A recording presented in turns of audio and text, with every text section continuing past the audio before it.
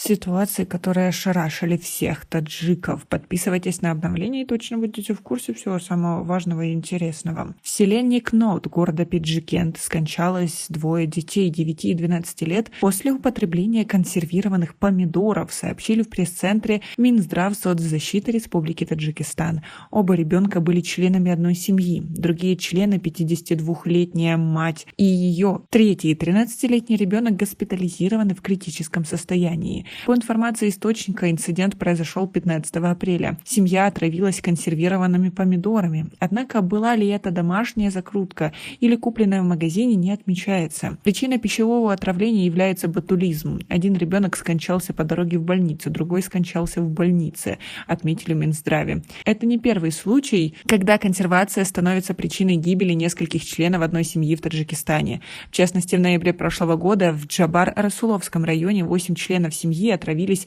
икрой, салат, 3 из которых погибли. Как вы относитесь к такой ситуации? Почему это происходит? Как вы думаете?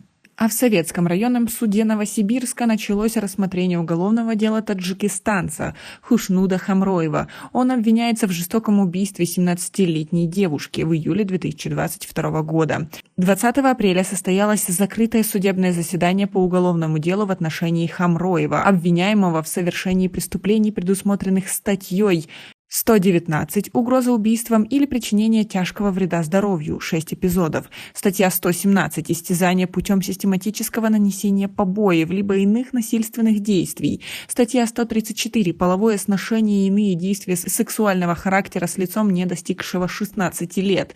Статья 105 «Убийство» Уголовного кодекса России, сообщила пресс-служба Советского суда.